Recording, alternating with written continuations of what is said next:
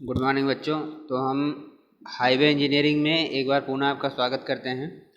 देखिए बच्चों, हमारी जो यूनिट चल रही थी, यूनिट 4 पे हम चर्चा कर रहे थे। ठीक है, यूनिट 4 पे चर्चा कर रहे थे बच्चों। जो पिछले वीडियो में हमने आपको बताया था कि हम लोग स्टडी कर रहे थे कि कैसे हम कंस्ट्रक्शन करते हैं रोड का, उसके लिए यूज होने वाले जो मटेरियल है वो कौन कौन से होते हैं। ठीक है, तो इस पर हमने डिस्कशन किया था। तो आपके माइंड में बना होगा पहले कि ये कैसे बनता है। मैंने आपको बार बार वहाँ पे जिक्र किया था कि सब ग्रेड होता है, सब बेस होता है, वियर कोट होता है। तो ये आप इमेजिन नहीं कर पा रहे होंगे। तो आज इसमें देखिए, आपको फिगर आपके सामने है, तो उस फिगर के माध्यम से आप समझिए। देखिए यहाँ पे ये आपका सब बेस कोर्स, ये सबसे निचला हिस्सा आपको दिखाया गया है। देखिए, फिर ऊपर इसके बेस कोर्स होता है, फिर बच्चों ये सरफेस कोर्स होता है। ठीक है ना। तो ये जो पोर्शन आपको दिख रहा है, ये वाला पोर्शन, ये कारपेट थिकनेस है जो बिटवीनस की आपको यहाँ पे लेयर सी दिख रही होगी बच्चों। ठीक है, और थोड़ा सा अगर आप यहाँ पे देखिए नीचे वाले क्रॉस सेक्शन पे, अगर आप बच्चों देखिए तो यहाँ पे आपको दिखाया गया है। देखिए, तो यहाँ पे आप देखिए asphalt base binder, asphalt binder, polymer asphalt course. और यहाँ पे देखिए ये जो रोड है आपको पूरी तरीके से आपको दिख पा रहा है वह। यहाँ पे देखिए शोल्डर बना हुआ है, स्लोप बना हुआ है। आपको मैंने इसके बारे में डिटेल से बताया था, तो आप इमेजिन कैसे कर पाएंगे उसको आप इस फिगर के माध्यम से आप समझ सकते हैं बेहतर ढंग से कि जो रोड होता है वो रोड किस प्रकार से होती है। यहाँ पे आपको इसका जो है पूरा डिटेल से आपको देखने को मिल रहा होगा बच्चों। देखिए, तो सबसे नीचे वाला हिस्सा मैंने आपको बताया था कि सबसे निचला हिस्सा जो होता है वो आपको क्या होता है, सब बेस होता है। ऑब्जेक्टिव जो क्वेश्चन बनेगा बच्चों, ये बनेगा कि किसी भी रोड का, इस रोड का जो है, रोड का सबसे निचला हिस्सा जो होता है, सबसे पहला जो कोट होता है वो क्या होता है, सब बेस होता है। ठीक है ना। तो ये मैं आपको बार बार फोकस कर रहा था कि यहाँ से क्वेश्चन बनते हैं, तो आप इसको ताकि इमेजिन अच्छी तरीके से कर सकें। तो अब हमने बात किया था कि मटेरियल में बच्चों, मैंने आपको कल बताया था, कल के वीडियो में अर्थ जो मिट्टी है वो डिफरेंट टाइप के मिट्टी होती है। जैसे हमने आप चर्चा किया था क्ले के बारे में, सिल्ट के बारे में, सैंड के बारे में, ग्रेवल के बारे में चर्चा किया था बच्चों। ठीक है, तो ये जो है मिट्टी, अर्थ, जो सबसे निचला पार्ट है, ये इसी का बना होता है। मतलब अब ये कितने कंपोजिशन में होना चाहिए, कौन सी मिट्टी होना चाहिए। ठीक है, तो ये जो सब कोर्स है बच्चों, ये जहाँ पे इम्बैकमेंट, यहाँ पे जो मिट्टी है इम्बैकमेंट है, उसका फिलिंग जो होगा, ये सब बेस कोर्स के ये सबसे निचला स्तर होता है। ठीक है, उसके ऊपर फिर बेस कोर्स होगा, फिर सरफेस कोर्स होगा जो बिटवीन कारपेट थिकनेस होता है। ठीक है बच्चों, तो आई थिंक ये आप चीज़ें समझ पा रहे होंगे। ठीक है बच्चों, यहाँ तक आपको एकदम क्लियर हो गया होगा आई थिंक ये चीज़ें, बेस कोर्स, सब कोर्स। ठीक है, कल के वीडियो में आप लोगों ने बच्चों देखिए, ये सारा पेज आप देख चुके हैं। ठीक है, कि जो रोड मटेरियल है उसमें रोड मटेरियल में कौन सी सोयल होगी, इसके बारे में हमने डिटेल से चर्चा किया था। और CBR वैल्यू क्या होती है, कैलिफोर्निया बेयरिंग रेशियो, यहाँ से ऑब्जेक्टिव क्वेश्चन मस्ट बनेगा, ये आपको मैंने बता दिया था। तो अब और जो मटेरियल्स है, ठीक है, उसमें एग्रीगेट होता है बच्चों, मिलावा जो होता है, मोस्ट इम्पॉर्टेंट इंग्रेडिएंट्स होता है। तो उसको हम थोड़ा सा उसकी जानकारी प्राप्त करेंगे कि जो रोड मटेरियल होता है बच्चों, उसमें जो एग्रीगेट होता है वो लगभग 75%, ध्यान रखिएगा, 75 से 90% तक होती है। ठीक है ना। अतः सड़क बनाने के लिए कहने का मतलब ये है कि इसका होना अच्छे क्वालिटी में होना बहुत अच्छा होना चाहिए बच्चों। ठीक है, तो स्टोन्स जो है, जो पत्थर हम यूज करते हैं, जो मिलावा बनता है वो किससे बनता है, आपको सभी को पता होगा किससे बनता है बच्चों, स्टोन से बनता है। ठीक है, पत्थर से बनता है। अब जो पत्थर हम चट्टानों को, टुकड़ों को तोड़कर वांछित आकार में हम बनाते हैं, तो बच्चों जो सड़क निर्माण के लिए अधिकतर जो प्रयोग किया जाता है वो 72 mm, 60 mm, 48 mm, 36 mm, 44 mm के टुकड़े जो है प्रयोग किए जाते हैं। ठीक है ना। तो ध्यान रखिएगा, ये आपको ऑब्जेक्टिव नज़रिए से ये इम्पॉर्टेंट हो जाता है, ये पॉइंट आपको याद रखना है कि जो रोड मटेरियल है उसमें एग्रीगेट का हम प्रयोग करते हैं तो वो उसका साइज कितना होना चाहिए। ठीक है बच्चों, तो ये साइज होना चाहिए। चलिए अब हम आगे देखते हैं। तो ग्रेनाइट जो बच्चों देखिए, ग्रेनाइट या हल्के नीले रंग का कठोर पत्थर है, सड़क निर्माण के लिए उपयुक्त होता है। ध्यान रखिएगा, आपसे क्वेश्चन खूब पूछता है कि सड़क में रोड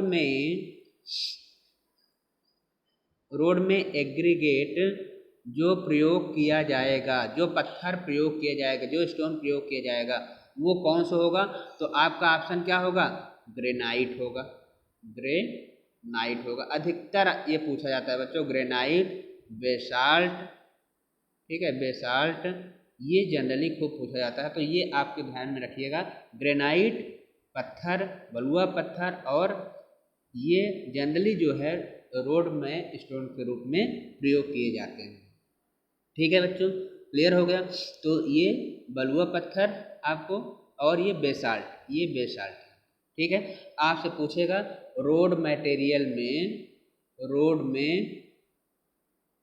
रोड में स्टोन जो प्रयोग किया जाता है, 4 ऑप्शन दे देगा अधिकतर। तो ध्यान रखिएगा, जहाँ अगर आपको ग्रेनाइट दिखे वो आपको क्लिक करना है, बेसाल्ट दिखे, ठीक है ना, ये क्लिक करना है। ग्रेनाइट, बेसाल्ट, ये अधिकतर जो है रोड मटेरियल में प्रयोग किए जाने वाले पत्थर हैं, जिससे आपका जो है एग्रीगेट बनता है। क्लियर हो गया बच्चों। अब ध्यान रखिएगा, आपको कंकर, ये जो है कंकर, कंकर आप सभी लोग जानते होंगे। ठीक है, कंकर से जो आप, इसका प्रयोग कहाँ होता है? जब हम बीआर की रोड बनाते, बीआर बनाते, बीआर मतलब विलेज रोड, मतलब ग्रामीण सड़क जो हम बनाते हैं बच्चों, ग्रामीण जो सड़क बनाते हैं, ग्रामीण सड़कें जो बनाते हैं, सड़कें जो बनाते हैं वो जो होता है कंकर का ही प्रयोग करते हैं। ठीक है ना, कंकर का प्रयोग करते हैं। ठीक, क्लियर हो गया। तो ये आपको फोकस करना है, ये आपको ध्यान देना है। अब बच्चों देखिए, जो सड़क के लिए हमें जो पत्थर हमें प्रयोग करना है उसमें हमें क्या क्या ध्यान देना है? उसकी हार्डनेस के बारे में, उसकी आकृति के बारे में, उसकी चीमड़पन के बारे में हमें ध्यान देना है। तो ध्यान रखिएगा, तो मिलावे की आकृति जो होती है वो गोल, नुकीले, लंबे हो सकती है। बिटुमनी सड़कों के लिए गोल आकृति उपयुक्त नहीं होती है, नुकीले कर ज़्यादा उपयुक्त होते हैं। तो ध्यान रखिएगा, ये पॉइंट आप याद कर लीजिएगा बच्चों, ये वाला पॉइंट आप याद करिएगा। ठीक है, मतलब कि जो बिटुमन की रोड होगी, ध्यान रखिए, जो बिटुमन की रोड होगी, बिटुमन रोड अगर आप बना रहे हैं तो उसमें जो पत्थर प्रयोग किए जाएंगे उसकी आकृति कैसे होनी चाहिए? नुकीली होनी चाहिए। नुकीली होनी चाहिए मतलब शार्प होना चाहिए। कैसा होना चाहिए? शार्प, शार्प स्टोन होना चाहिए। ठीक है बच्चों, तो जो उसकी आकृति होनी चाहिए कैसी होनी चाहिए? शार्प होनी चाहिए। तो इस प्रकार से आप ध्यान रखिएगा, ऑब्जेक्टिव क्वेश्चन यहाँ से बन सकता है, तो इसको आप फोकस करिए। नेक्स्ट बच्चों, बाइंडिंग मटेरियल। बाइंडिंग मटेरियल में आपको, बाइंडिंग मटेरियल में क्या क्या होता है? अगर हम कंस्ट्रक्शन मटेरियल में आप सही से पढ़े होंगे बच्चों, तो वहाँ बाइंडिंग मटेरियल में आपने देखा होगा लाइम होता है, ठीक है, सीमेंट होता है, सीमेंट होता है, ठीक। लेकिन जब आप बिटुमन की सड़क बनाते हैं, बिटुमन की रोड बनाते हैं बच्चों, बिटुमन की रोड जब हम बनाते हैं तो उसमें जो बाइंडिंग मटेरियल होता है, बाइंडिंग मटेरियल जो होता है वो आपका कौन सा होता है? आप सभी को पता होना चाहिए, जो आपका होता है बिटुमन, बिटुमेन, ठीक है, कोलतार, कोलतार, ठीक है, एस्फाल्ट, ये सब बच्चों जो है बाइंडिंग मटेरियल के रूप में प्रयोग किया जाता है। तो यहाँ पे जो बाइंडिंग मटेरियल है बच्चों, यहाँ पे देखिए बाइंडिंग मटेरियल में देखिए यहाँ पे दिखाया है ना, बिटुमन, कोल तार और सीमेंट जो है प्रयोग किया जाता है, ठीक है ना। मतलब अगर आपसे पूछता है सीमेंट क्यों प्रयोग किया जाता है, सीमेंट अगर हम जब सीसी रोड बना रहे हैं बच्चों, कौन सी रोड बना रहे हैं, सीसी रोड बनाएंगे, सीसी रोड बनाएंगे तो यहाँ पे यही प्रयोग किया जाएगा, ठीक है। जब बिटुमन की रोड बनाएंगे तो ये कहाँ पे, बिटुमिनस रोड में हमें बिटुमन का प्रयोग किया जाएगा, कोल तार का प्रयोग किया जाएगा, ठीक है बच्चों। तो आपसे जो ऑब्जेक्टिव क्वेश्चन बनेगा तो बाइंडिंग मटेरियल के को लेकर बनेगा, तो बाइंडिंग मटेरियल को जो लेकर बनेगा, आप ये आपको ध्यान रखिएगा, ये पॉइंट आपको ध्यान रखना है और यही से क्वेश्चन आपको बनेंगे। अब इसकी और भी जो बिटुमन कैसे होना चाहिए, तो ये आपके डिटेल से देखिए, इसमें जो ये कैसे प्राप्त होता है, पेट्रोलियम जो कच्चा पेट्रोलियम होता है उसके आंशिक आसवन से प्राप्त होता है बच्चों, ठीक है। यह कैसा हो सकता है, ठोस हो सकता है, ठोस हो सकता है, तरल हो सकता है, ठीक है।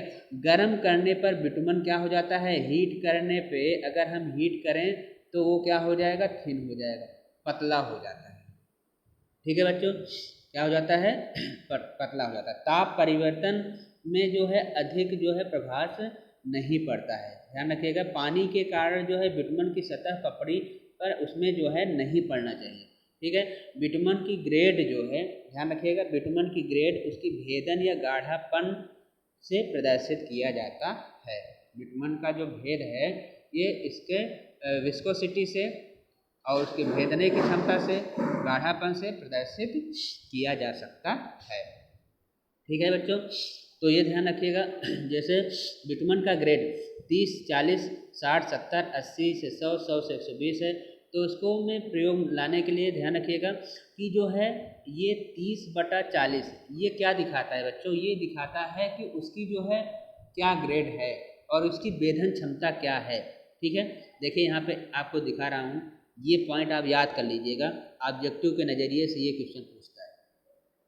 80/100 का मतलब इस बिटुमन में वेधन का मान जो है 80 से 100 के बीच में है, मतलब पेनिट्रेशन, जैसे बिटुमन है उसमें जो है कितना धस सकता है, पेनिट्रेट कितना हो सकता है, तो ये जो है 80 से 100 के रेंज में हो सकता है, 100 के रेंज में होता है तो बिटुमन ये कहलाता है। समझ में आ रहा है, 80 का 100 का मतलब ये है बच्चों कि इस बिटुमन में वेधन का मान जो है 80 से 100 के बीच में होता है, ठीक है। नेक्स्ट हम देखेंगे, जैसे आप यहाँ पे देख रहे हैं, ये आप देख रहे हैं बच्चों कि जैसे 30 से 40 है, 60 से 70 है, 80 से 100 है, 100 से 120, इसका आप समझ गए कि मतलब ये जो वेधन है, पेनेट्रेशन, मतलब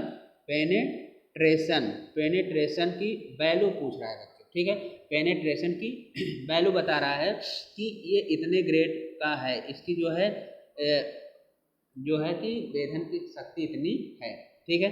तो ये जो है बच्चों इतना से इतना में जो है ये गर्म किया जाता है।